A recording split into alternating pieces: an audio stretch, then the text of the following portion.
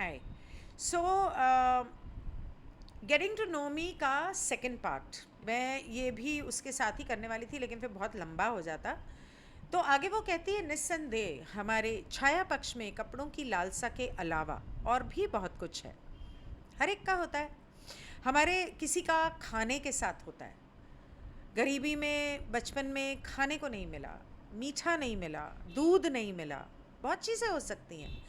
पढ़ाई लिखाई करने के लिए पैसे नहीं थे स्कूल जाने के लिए, तो किताबें पढ़ने की लालसा या पढ़ने की लालसा।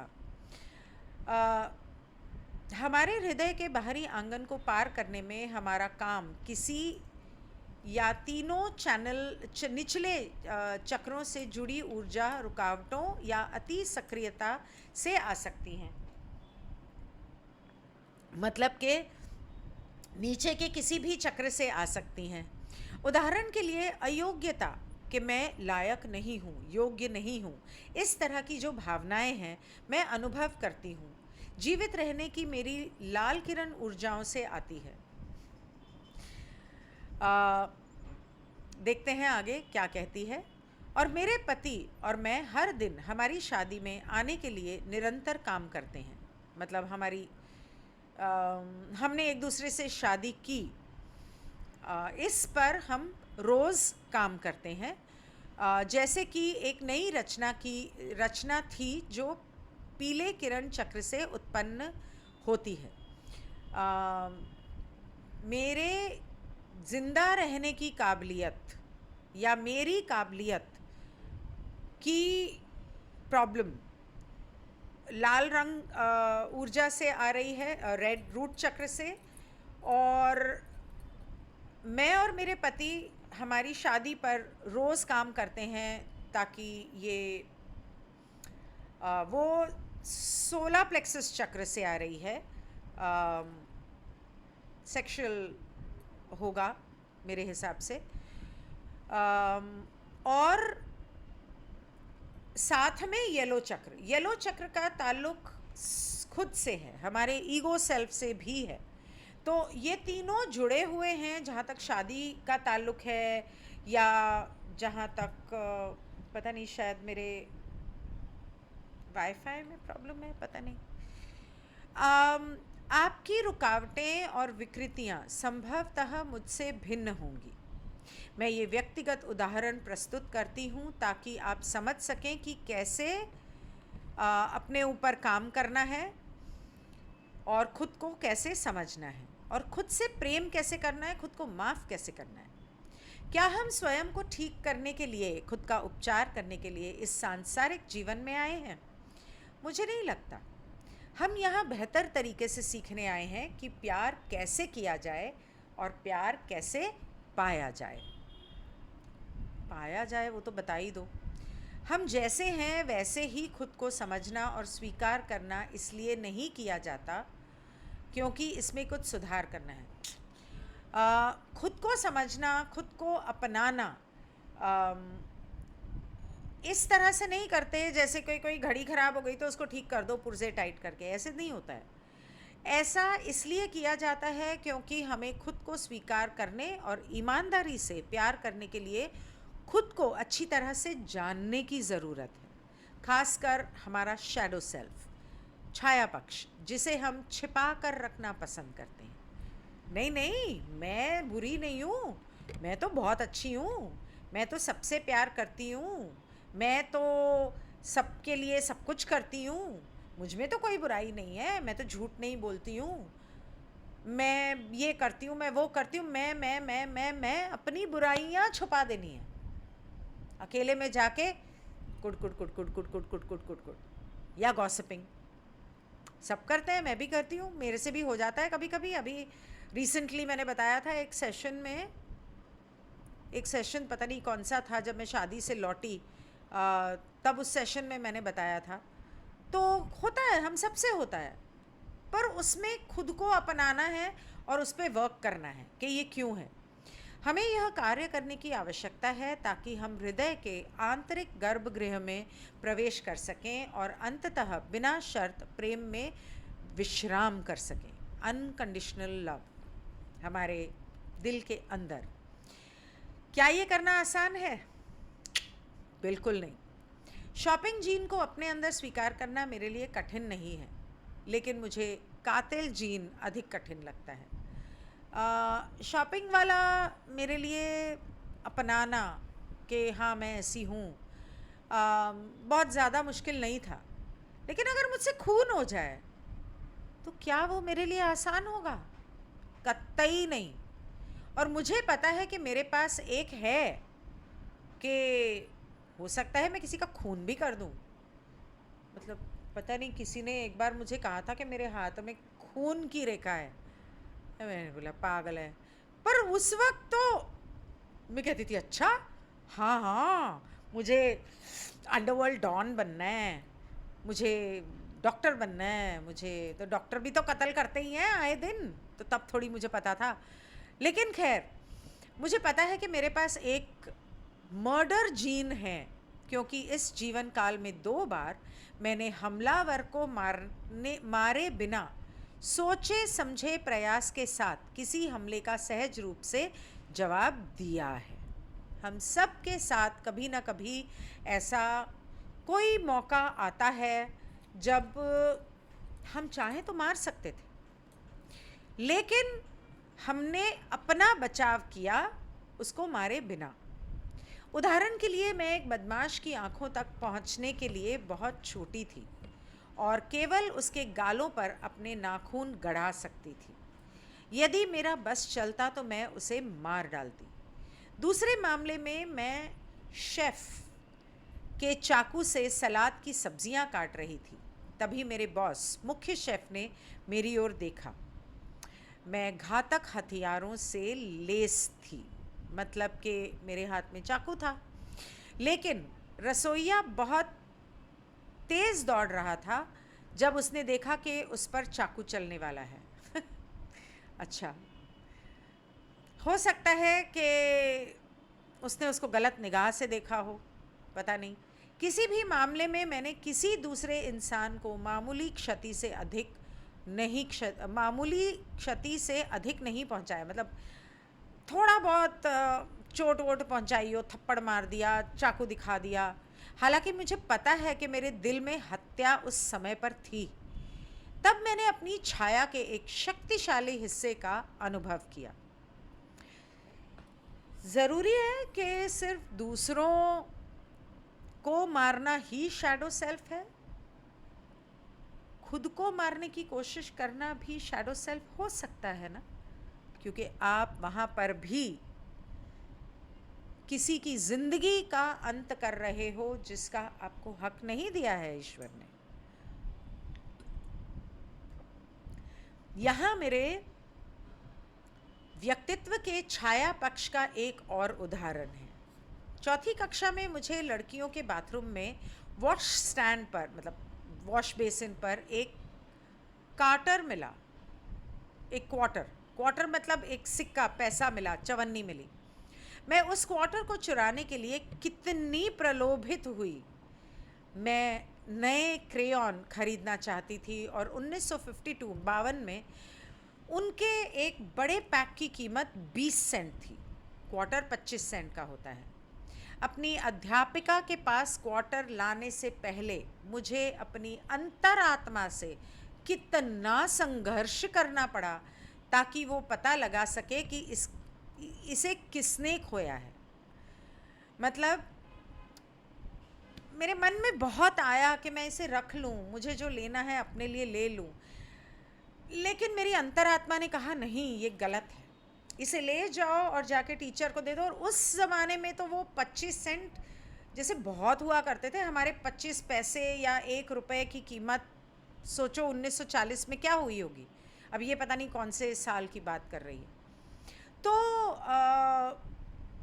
उस समय उसको अपने अंतरात्मा से लड़ना पड़ा कि मैं करूं नहीं करूं। आखिरकार वो ले जाके अपनी टीचर को दे दिया कि मैम ये क्लास वॉशरूम में रह गया था, किसका है आप पता कर लो। वे शायद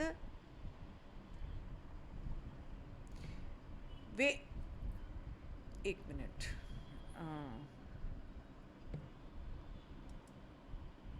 वे शायद आपको छोटे लगेंगे, मतलब ये बात आपको छोटी लगेगी।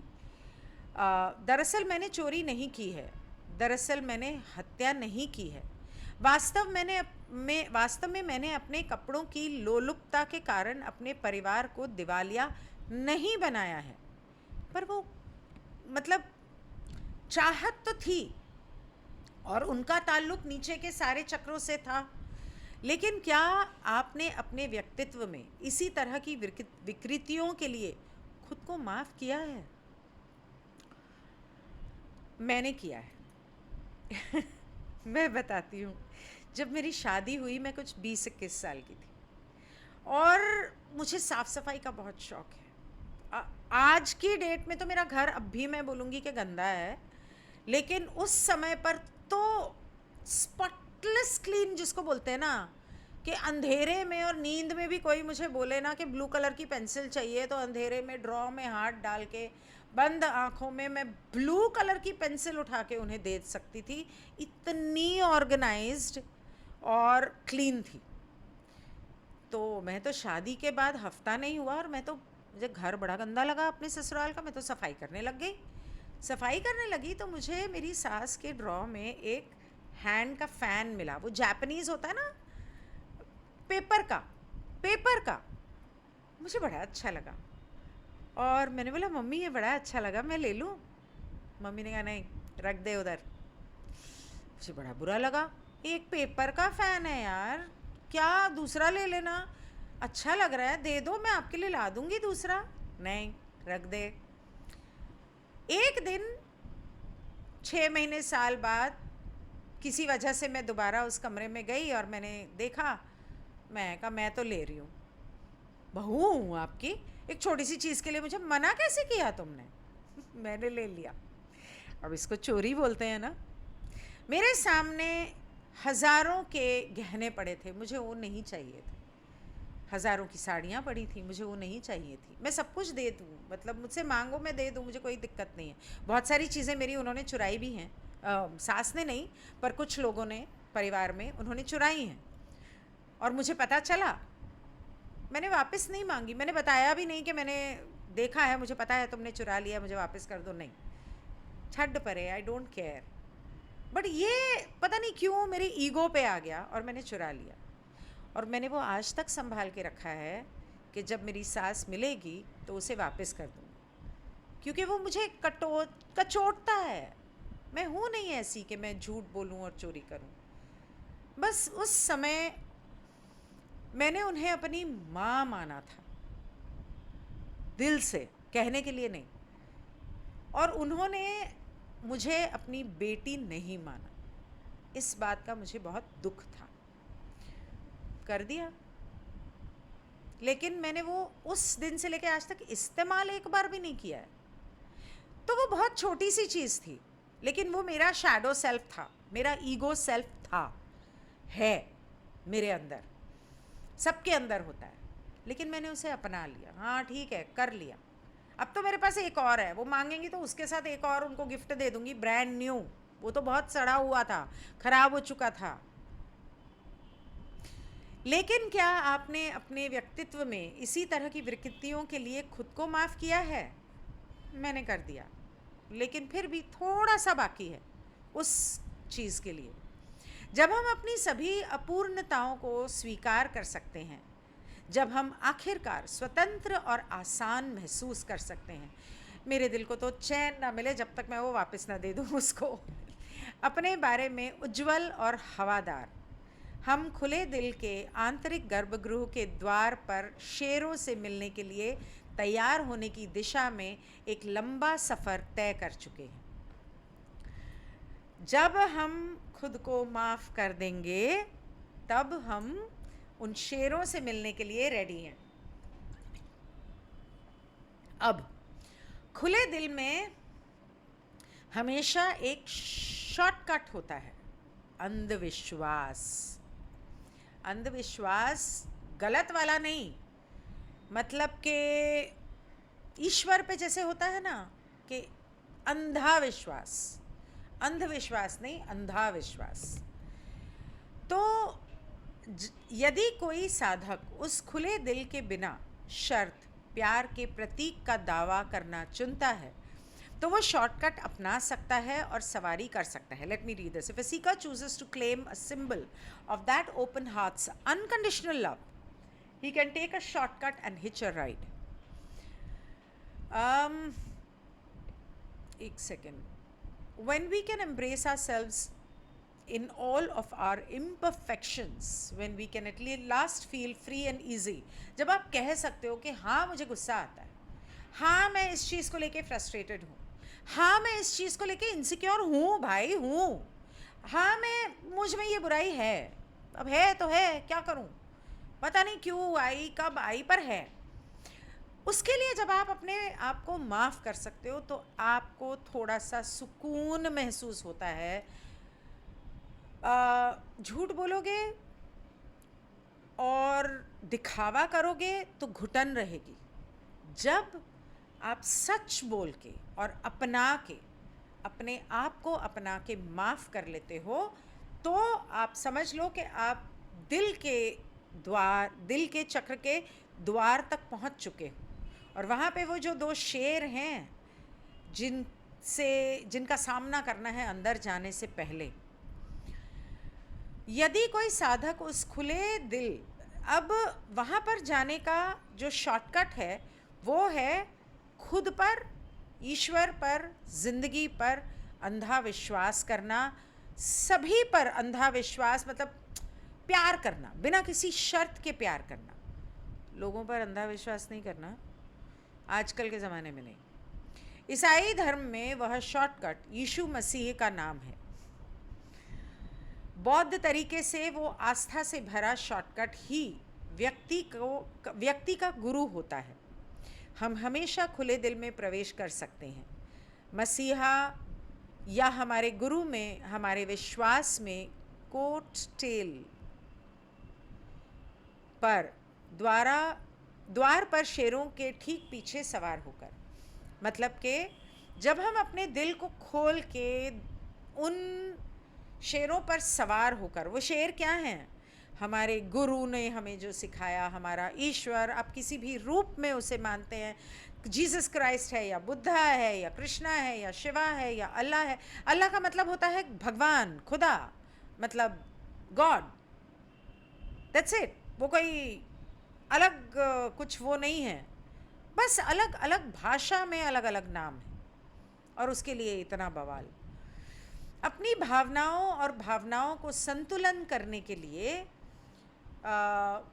आवश्यक आंतरिक कार्य से बचने की इस पद्धति का दोष यह है कि हम कभी भी खिलाड़ी नहीं बन पाते हैं. Of avoiding the inner work needed to balance our emotions. हाँ, आपने शॉर्टकट तो ले लिया, ईश्वर से, लोगों से अनकंडीशनल प्यार कर लिया, लेकिन अपने ऊपर काम नहीं किया तो आप अच्छे ज़िंदगी के खिलाड़ी नहीं बन पाओगे. शायद आपकी ग्रेड ना बने. हम कभी भी आत्म साक्षात्कारी, सेल्फ रियलाइज्ड, जादुई, मैजिकल एंटिटीज़ नहीं बनते. मतलब हम खुद को पूरी तरह समझ नहीं पाते, और जब तक आप खुद को पूरी तरह समझ नहीं पाओगे, अपने ऊपर शैडो वर्क नहीं कर पाओगे, अपने सिद्धियों को जागृत नहीं कर पाओगे, हम कभी भी अपने विश्वास को आंतरिक नहीं बना सकते. अंदर से नहीं होगा, ऊपर ऊपर से होगा. हम कभी भी बाहरी दुनिया से भीतरी दुनिया में नहीं जा पाएंगे. हम अपने से बाहर किसी चीज़ पर विश्वास करते हैं, लेकिन हम ये नहीं मानते कि यह चीज़ हमारे भीतर भी पाई जाती है. ये प्रॉब्लम आती है.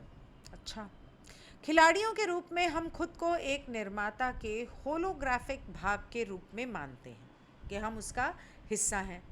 परिसंघ आस्था के किसी भी प्रकार के धार्मिक मार्ग में हमारी भागीदारी को प्रोत्साहित करता है जो हमें उपयोगी लगता है. अगर आपको लगता है इस धर्म पे चल के, इस राह पर आपको फ़ायदा हो रहा है, आप सही रास्ते पर जा रहे हो, खुद को समझ पा रहे हो, तो क्यों नहीं. कॉन्फेडरेशन ये नहीं कहती है कि भगवान को मत मानो या अपने धर्म को मत मानो. जो भी रास्ता अपना के आप ईश्वर तक पहुंचते हो, पहुंचो। हम अपनी खोज में जो कुछ भी उपयोगी पाते हैं, जैसे अगर धर्म में बताया गया है, किसी धर्म में बताया है कि मरने के बाद जलाया जाता है, किसी धर्म में बताया है मरने के बाद दफनाया जाता है, उसके लॉजिक को समझो, क्यों है ऐसा। जब तक आप खुद को नहीं समझोगे, अगर उस धर्म के द्वारा आप अंधा मत मानो, समझो कि आपका धर्म ऐसा क्यों कहता है, और फिर उसके द्वारा आप फैसला करो कि आपको उस रास्ते पर चलना है, नहीं चलना है। अपने आप को जानो कि आप में क्या सोच है, क्या भावनाएं हैं। तभी आप जब खुद को पाओगे, तभी तो ईश्वर को पाओगे। हम अपनी खोज में जो कुछ भी उपयोगी पाते हैं, वे उसका समर्थन करते हैं, कॉन्फेडरेशन, चाहे वो रूढ़िवादी धर्म हो या प्रेरणा के अपरंपरागत स्रोत।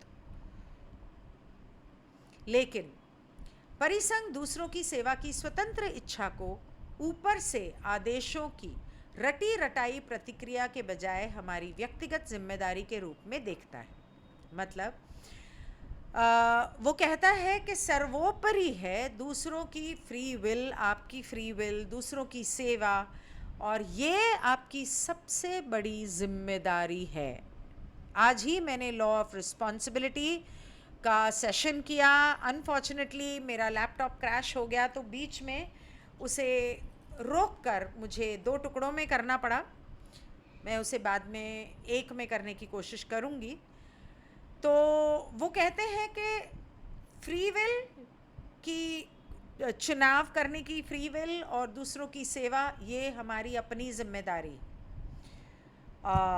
ये ऑर्डर नहीं दे रही है कॉन्फेडरेशन, ना भगवान दे रहा है, ये उनका कहा हुआ नहीं है। कोई भगवान नहीं कहता ऐसा कर और ऐसा मत कर, ये आपकी अपनी फ्री विल और जिम्मेदारी पे छोड़ता है कि सही क्या है और गलत क्या है, वो हमें बताते हैं। हर धर्म हमें प्रेम सिखाता है, हर धर्म हमें ये बताता है कि सही क्या है, गलत क्या है। चोरी करना पाप है, दूसरे को मारना पाप है, ये बताता है। उनका सुझाव है कि हम मसीह चेतना को आंतरिक बनाएं, मतलब कि कॉन्शियसनेस को, आपके किसी भी भगवान, Buddha consciousness, Krishna consciousness, Shiva consciousness, Christ consciousness, जिसको भी आप मानते हो, उस ईश्वर को अपना हिस्सा बनाओ। याद रखो कि वो आपके अंदर है और उसके हिसाब से अपनी ज़िंदगी जियो। यीशु ने अपने शिष्यों को केवल उसका अनुसरण करने का निर्देश नहीं दिया, उसने उनसे ये भी कहा कि वो मसीह की चेतना का अपना लबादा अपने ऊपर ले लें, कि जैसा मैंने अभी कहा कि उस ईश्वर को या उसकी सिखाई हुई बातों को अपने अंदर समाओ, या उसका शॉल ओढ़ लो या क्लोक ओढ़ लो, मतलब उसे ओढ़ लो ऊपर से, अंदर से। या इसे दूसरे तरीके से अगर कहें तो सृष्टिकर्ता के सहवारिस बनने के लिए और सृष्टिकर्ता में बेटे और बेटियों के रूप में रहने के लिए, जैसा कि उसने किया है। मतलब कि दूसरे तरह से कहें तो सृष्टिकर्ता के बच्चे बनो, बेटा बनो, बेटी बनो, उसकी इस पीढ़ी को आगे ले जाओ, इस हद तक ईश्वर की सिखाई हुई बातें अपने अंदर समा लो और उनको जियो कि आगे बढ़ते बढ़ते आप खुद ईश्वर बन जाओ। उन्होंने अपने अनुयायियों को वह सब करने का निर्देश दिया जो उन्होंने किया था और उससे भी अधिक। बौद्ध विद्या में, बौद्ध धर्म में निर्देश, यदि आप सड़क पर बुद्ध से मिलें तो उन्हें मार डालो, का अर्थ है, ये नहीं है कि उसे सच में मार डालो, उसका अर्थ ये है कि केवल गुरु का अनुसरण न करें, सॉरी, बल्कि गुरु बने, मतलब सॉरी, सिर्फ मैं ये गुरु को मानती हूँ, गुरुजी, गुरुजी, गुरुजी, पता नहीं कौन इतना याद कर रहा है, या मैंने पानी ज़्यादा पी लिया। गुरुजी, अरे पर गुरु ने सिखाया, उसे तो अपनी ज़िंदगी में उतारो। राम राम राम राम राम राम राम। घर से बाहर और मंदिर से बाहर जाके गर्लफ्रेंड से मिल रहे हैं, बीवी घर में बच्चे पाल रही है। राम, राम का नाम याद करते हो, उन्हें पूजते हो, उनके कहे पे चलते हो। उन्होंने क्या सिखाया? आदर्श बेटा, आदर्श भाई, आदर्श पति। वैसे मैं नहीं मानती वो आदर्श पति, अपनी बीवी को घर से निकाल दिया, इतना ही था तो खुद उसके साथ चले जाते। So I have that issue against Ram, but that ये एक रैंडम एग्जाम्पल था। तो वो ये कह रहे हैं कि ईश्वर, लोग गीता पढ़ते हैं, कर्मण्येवाधिकारस्य मा फलेषु कदाचन। गीता पढ़ते हो, मंदिर जाते हो, हरे कृष्णा हरे कृष्णा हरे कृष्णा राधे कृष्णा, कृष्ण की सिखाए हुए अनकंडीशनल लव कितना करते हो? या किसी के लिए कुछ करने से पहले क्या कोई उम्मीद या कुछ एक्सपेक्टेशंस कि मैंने इसके लिए ये किया, वो मेरे लिए ये करेगा? होते हैं, सब में होते हैं, मुझ में भी है, बहुत है। मैंने जब चैनल बनाया था तो मुझे पता नहीं था मोनेटाइज होगा, और वहाँ पर join as subscriber, join as member का वो डाला। उम्मीद तो थी कि भाई इतनी मेहनत कर रही हूँ, कोई तो ज्वाइन करेगा। अब कोई करे ना करे, मैं तो देखा भी नहीं मेरे कितने subscriber. By the way, sorry, बताना भूल गई, मेंबर्स के लिए स्पेशल वीडियोस आने वाले हैं। वो मेंबर्स, वो वीडियोस सिर्फ उन मेंबर्स के लिए होंगे जो ऑफ कोर्स पे करते हैं। I think it's 899 if I am not wrong. एक वीडियो तो मैं आज या कल ही अपलोड करने वाली हूँ, और वो वीडियो मैं यूट्यूब में पब्लिक नहीं करूँगी, कभी नहीं करूँगी, और कर नहीं सकती, क्योंकि वो हम लोगों ने जो इंग्लिश फिल्म को हम लोगों ने जूम के ऊपर डिस्कस किया और उसको पा ने हिंदी में समझाया, तो वो उस पर कॉपीराइट लग जाएगा, तो मैं पब्लिक तो कर ही नहीं सकती। लेकिन वो मेंबर्स के लिए मैं अपलोड करके देखूंगी, अगर फिर भी कॉपीराइट आया तो मैं हालांकि उसमें क्रेडिट डाल दूंगी, लेकिन अगर कॉपीराइट आता है तो मुझे हटाना पड़ेगा। तो वो वीडियो मैं डालने वाली हूँ। और उसके अलावा कुछ को चैनलिंग के हम लोगों ने masculine, divine feminine, divine masculine and sex वगैरह, ये वाले जो सब्जेक्ट्स हैं, इन सब्जेक्ट्स के ऊपर जो वीडियोस करने की सोची थी। अभी तक काम शुरू नहीं हुआ है, क्योंकि कुओ चैनलिंग दूसरे सब्जेक्ट्स की ख़त्म ही नहीं हो रही है, और पा इस वक्त लॉ ऑफ वन को रिकॉर्ड करके अपलोड करने में बिज़ी हैं। तो ये वो भी इसके अंतर्गत मेंबरशिप में होगा, उसका शायद मुझे कुछ अलग बनाना पड़ेगा। सो एनीवे, कहाँ से कहाँ बात पहुँच गई, बट ये ज़रूरी था आप लोगों को बताना, और मैं सोच रही थी मुझे कुछ बताना था, उसके लिए अलग वीडियो बनाऊंगी और भूल ही गई, अब याद आया। सो ये अभी तक ख़त्म नहीं हुआ है, ये 2 पेजेस हुए हैं, 2, 3, 4 पेजेस और बाकी हैं। So I will do the next part tomorrow. Thank you so much, good bye.